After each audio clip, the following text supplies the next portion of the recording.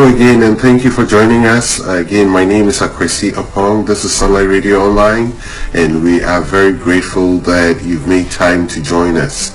We look forward to getting to the details of our discussion today. Today, what we have for you is we are going to talk about marriage and money. And the subtitle is Mine, Yours, and Ours.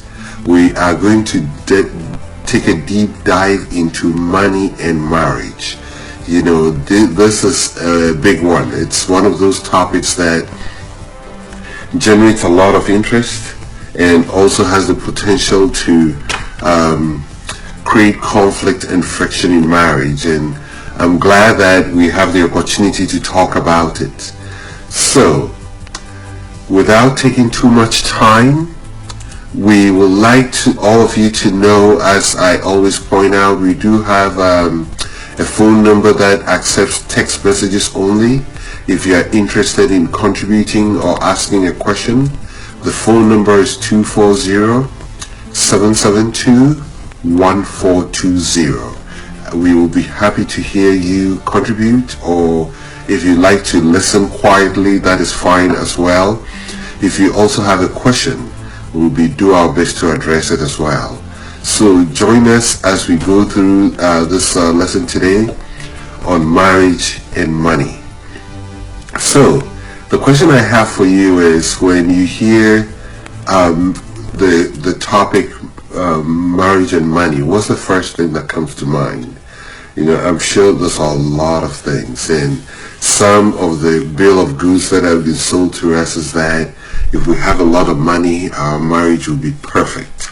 Everything will go well as long as we have money. You know, and we are going to look at things related to that too as we go through. So there's one scriptural reference I want to use as we begin our discussion today, and that is in Deuteronomy 32:30. It says that how can one man chase 1,000, or two put 10,000 to flight, unless their rock had them sold, unless the Lord had given them up. So what I want us to take from this scripture is that when two people come together, they do better, and it also applies to the area of finance. And that's what I want us to have in mind, that as we go through this, think about it as two people coming together, husband and wife, bringing their resources together. You'll be more effective, you'll be more efficient, you'll be able to do more together as two. And we're going to look into that. The first part, the very first part of our discussion today is going to be for couples who are planning on getting married. So if in the coming year, or even in sometime this year, if it's in your plan to get married and you're working towards it, we do have some resources and some ideas for you to think about as you prepare to embark on this life journey as husband and wife. So this resource comes from Symbis, from Listen Leslie Parrott. This part of it, Symbis is Save Your Marriage Before It Starts. And here, in this resource, my wife and I use this at our church to help couples who are getting married. And there's a page called the Money Matrix, where they break it down into certain aspects of the couple in with regard to what they like and some of the things that they apply to them directly as husband and wife. At this point, we're going to take a quick break, and when we come back, we will dive into the details of the Money Matrix.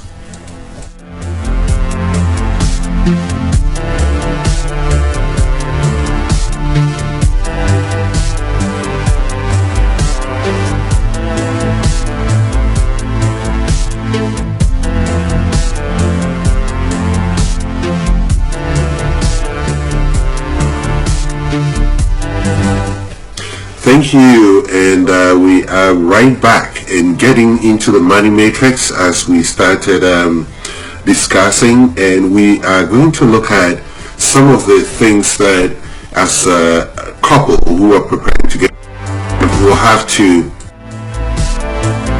as they prepare to spend their lives together as husband and wife. And when I say money matrix, it's a couple of topics that as you prepare to get married, it's going to directly apply to you. The first thing that as a couple you have to think about is your money style. What is your money style? You know, for the most part, I think we've come across only one couple where both are savers. But for the most part, you know, as you've heard a lot of people say that opposites attract. Couples fall into the category where one person likes to save and the other likes to spend.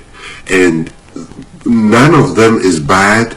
It's just the way it is. And both complement each other. If you think about it, can you have a marriage where both are spenders? I mean, you will not be able to do any other thing but just spend your money and spend your money. And think of it on the other flip side of it, when you have a marriage where both are savers, where you save everything and you will never be able to get any new thing or you know, spend money on things that will make your lives better, or even buy things that you need, because some savers won't even get things that they really need, you know. So the balance is always very important, that we get the balance right. But what's important here is knowing who is the saver and who is the spender. And it doesn't take a whole lot to know. That's one of those things that as you get into your marriage and as you prepare, you will quickly find out who is a saver and who is a spender. You know, budgeting is another thing that as you prepare to get into marriage, you have to think of how excuse me, you're going to budget, how you're going to spend your money, what you're going to allocate your money to. And then if there are any financial fears, you know, a lot of people do have financial fears, you know, their inability to provide, their inability to sustain their family, or you know, the fears of what might happen. You know, in the past year we've all heard stories of people losing their jobs as a result of, you know, the global pandemic, and those fears are real. But then we have to tap into, you know, our spirituality and our relationship with God, knowing that He will always provide, you know, and we also have to put in effort into working very hard on everything that has been set before us. The other part of the money matrix is debt, and we'll get into more details on that. So, as you prepare to get married, these are some of the questions that you like to think about, and I'm going to go through a couple of them. So, Les and Leslie Parrott suggests that you think of questions relating to how money was presented to you when you were growing up. So in my home growing up, money was, and you can finish that sentence, money was never spoken about, or money was always taught to me. Those are things that you can explore as an individual or as a couple. I'll strongly recommend that you talk about this as a couple, so that it helps you to really understand where both of you are as you prepare to get into marriage. When I think about our financial future, what do you think about when it comes to your financial future? You know, what you may not know about money and me is, that's another sentence you can complete. When it comes to money, I would like to improve maybe my budgeting, my saving, or how I prioritize things. You can complete that as well. On specific actions, one specific action you could take right now that will help you move forward is, so that's another question. Maybe the specific action is to sit down and put a budget together. So these are sentences that you suggested that you think about that will help you prepare as you get into marriage. Now, some other things that can also apply to you is, if you're getting married, you have to think of your feelings towards marriage, the emotional feelings that you associate to marriage, and how they apply to you or how they affect you. When we talk about marriage, what emotions come up? Is it anxiety? Are you relaxed? Are you confident? Are there things about money that it's on your mind that you're not able to deal with? Your history when you're getting married. Find out what is the history of your spouse when it comes to marriage, when it comes to money.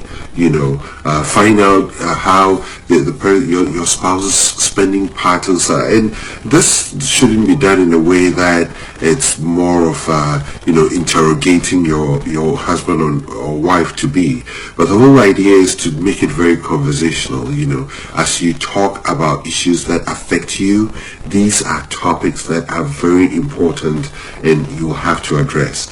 What kind of debt do you have getting into marriage, and how are you going to take care of that debt? Statistics show today that 1 in 3 couples getting married already have debt, and usually it's debt as a result of college. It's the college debt, the money they spend to get an education. It's waiting for them right after they get out of college, and as they prepare to get married, that is always one thing that they are not able to deal with prior to that. So having a plan is always important, and the plan it's talking about ways that you can allocate money in your budget to make sure that it tackles any debt that you have. So talk about those things. And another thing is also income. How are you going to support each other and yourself in your home? Who works, who does not work, or what kind of work do you do, and what income do you bring in? And these are very, very important topics that every couple planning on getting married have to think about. Now, when we work with couples, there's typically one question that is on the minds of a lot of people, and it's one that I like to address. And the question is, when we get married, should we have separate bank accounts, or we should have one bank account? That is very, very interesting, and a lot of people have various views on it, and some tend to say, I want to have control over my money, and I want to be able to determine what happens to my money. But this is my view on it. When it comes to money and marriage, trust has to be built in, and one way of building trust is to have a joint account. It's very important that, if you're sharing your lives together, I strongly recommend that you put your monies together, because it brings trust. And there's nothing wrong in a husband having a separate bank account and the wife having a separate bank account. But the truth here is, or the focus here is, that there should be one common account where all your income ends up, where you're able to pay bills out of that account, make major decisions. You can have a savings account attached to that where you know where your savings goes. So these are very important things that if we lay in place, it brings about transparency, it brings about trust, and we all know where our money is going and what is being done. And the whole idea is not for a husband to watch what his wife is doing with their money, but it brings about trust and confidence. And it's very, very important that if we're saying that we're sharing our lives with another person, this is one area that we have to do better. This is one area where we should be able to open up our lives and be transparent about. So I strongly recommend that as husbands and wives, have a joint bank account, and then you can have separate accounts where you can decide what you want to have there, as to maybe having a separate account where if you want to buy something for your spouse and it's a surprise, you can use that account as well. So we are making our way through this lesson on marriage and money, and we will be right back.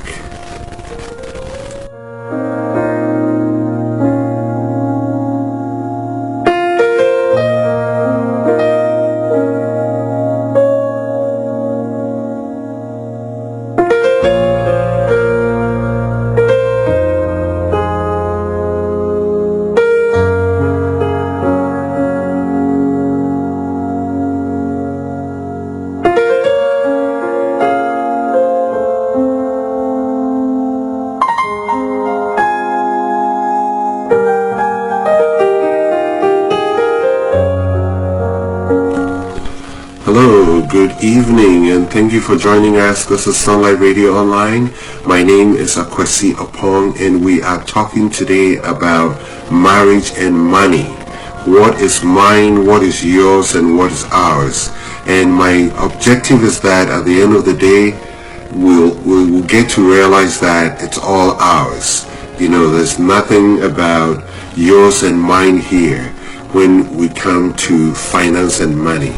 You know, our world has changed, and over the years, we recently talked about the roles in marriage. And I remember one of the things we talked about is the fact that it used to be the man worked and brought money home and had control over the money, and now women are working equally. And it's important that for the purpose and for the sake of transparency, we keep our monies in one bank account, and they can have a separate bank account where you have spending money, which is great, but having this objective really helps.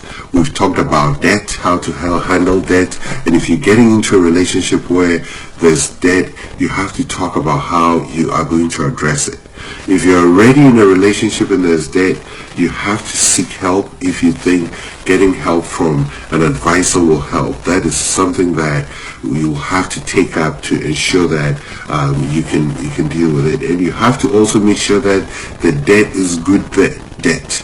You know, good debt is, having college loans or having a mortgage. It's a good form of debt because it's buying a house and it's an investment, and also going to school is an investment into yourself. But if you have issues where you're getting into debt because of bad spending habits like gambling and things like that, then steps have to be taken to address that, because it's not going to help build your marriage.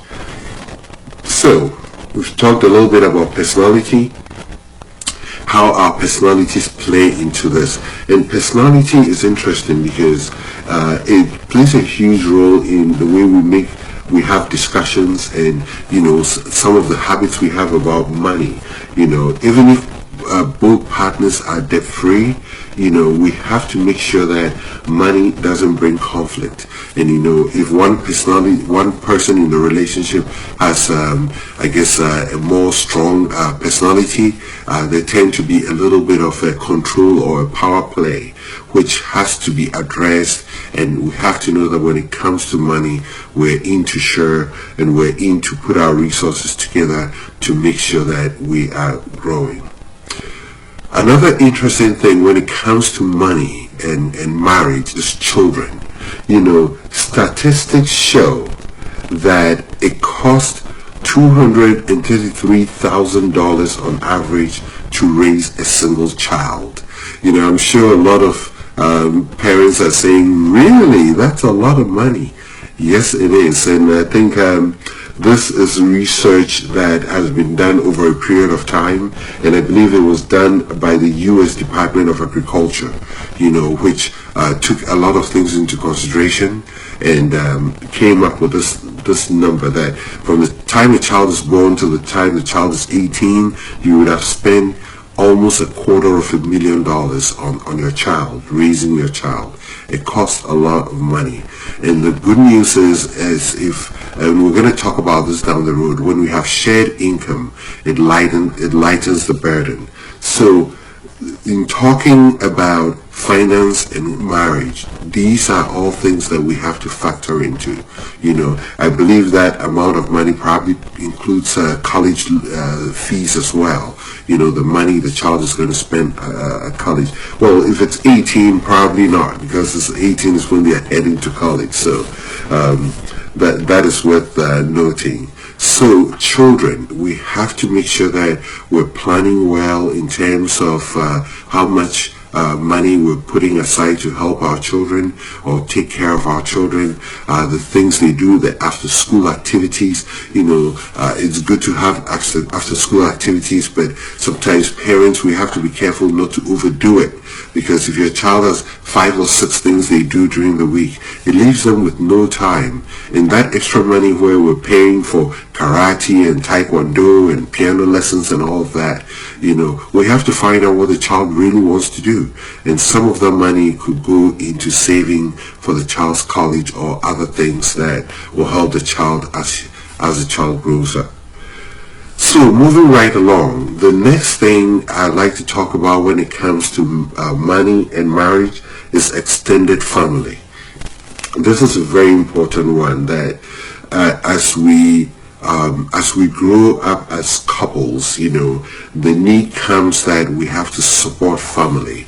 And it's a great thing if we're able to do that, because I'm sure that somewhere along the line, somebody somewhere did something to get us where we are. And so any opportunity we have to support family, we have to make sure we do it, And this is another thing that couples have to really talk about. We have to make sure we set the right expectations, we set the right goals, and know what we can do and what we cannot do. So when family calls or something happens in the family, with extended family, that requires the siblings to contribute, to take care of it, so that we're ready, we know exactly what we've decided we want to do. And then in circumstances where you feel that some demands are becoming a strain, it's also something that could be talked about. I've often said that communication is everything. If we talk about it, we'll always find a solution that can help us through it. So dealing with extended family, it's another big issue, Now we're going to move into how to handle money issues in marriage. So we're diving into the specifics now. So how do we handle money in relationships? What are some of the things we need to do to really make sure that we're handling money well? I've already talked about budgeting and all the little things that we have to do, setting our priorities right, talking about things, having transparency. And I've heard stories of couples who have spend limits. Spend limit is you can both decide that if you're buying something that's $100, you don't have to talk about it. You can go ahead and spend it. That's not a huge amount that I know for some it is, but the truth is this gives each of you some independence to be able to spend and not feel like every time you want to spend money you have to consult your spouse. On the flip side of this, we also spoke about the need of having a separate account where with every paycheck you have a little bit of money going to that account that can help you on certain things that you like to get for yourself, or if you like to buy something for your spouse and keep it a secret, that's always a way to do it. So the way we handle money is very, very important. So we've already dealt into some of the big ones, and I think the big one here we talked about is how do you deal with debt. I touched a little bit on it earlier, but let's dig a little bit deeper. So for many couples, dealing with debt is often the first issue on the agenda, because maybe you got into marriage with all kinds of debt that you're interested in tackling. Knowing what you're about to get yourself into can help you decide how you're going to get rid of it. So knowledge of your current situation is very, very important. Given the facts, both parents should have an honest perspective and an honest discussion about where they stand financially. And we touched a little bit on that earlier. Now, when it comes to discussing money issues, we have to be non-judgmental. Discussions about, money and possibly how one got into debt, or how one has a high credit card should be done in a way with love and respect. It shouldn't be done in a way of putting one person down. And I think these are areas where if you feel that there's a pattern or there's a habit that is contributing to debt in a relationship, it has to be addressed. And when I say it has to be addressed, you have to talk to a professional to help you to, set some goals and objectives that will help you to manage your finances very well. Couples should also perform an accounting or debt and apply one of the several common paid off strategies. So that's what I was referring to. So in terms of being able to have a strategy as to how you're going to approach your finances or be able to take down debt is very, very important. It helps you to get ahead and it helps you to be successful in handling your finances. So most often, this is a topic where, we tend to like to keep things under wraps, and I have often said that the very successful people in this world are successful because they have specialists, they have advisors who speak into their lives, people have successful marriages because they listen to resources, and for all of you who are listening, I think you fall into this category because you want resources that can help you make your marriage better. In the same way, if you feel that, money is an area where you could get some help, there are so many resources out there that can help you, online resources, but I want to say this, that be careful what resources you use, because whilst we are this, there's also a lot of scams out there where you don't want to lose any of your money as a married couple.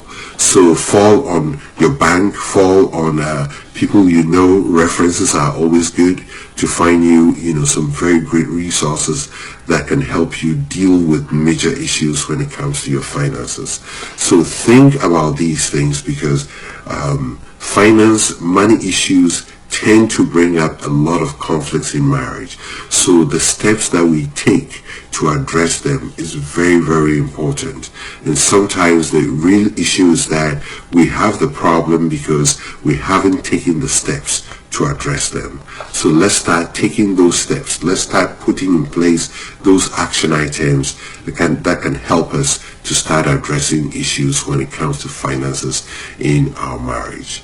Hello again, this is Sunlight Radio Online. My name is Akwesi Opong and we are talking today about money and marriage. We'll be right back.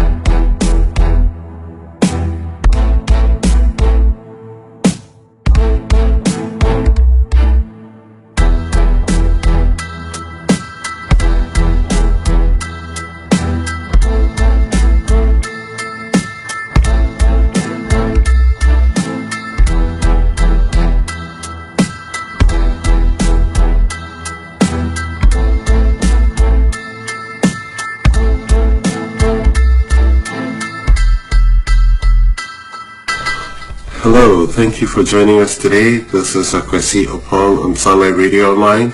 Today we are talking about money and marriage, and we are looking at some of the very important things that we need to discuss as a couple preparing to get married, and things that we need to know and do prior to that can help us and save us a lot of heartache once we get married, and things that has to do with finances and marriage, because we addressed earlier that finances is one of the areas that brings up a lot of conflict in relationships.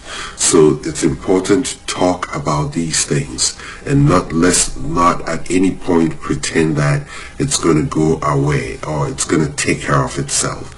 we have to talk about it. We have to address them.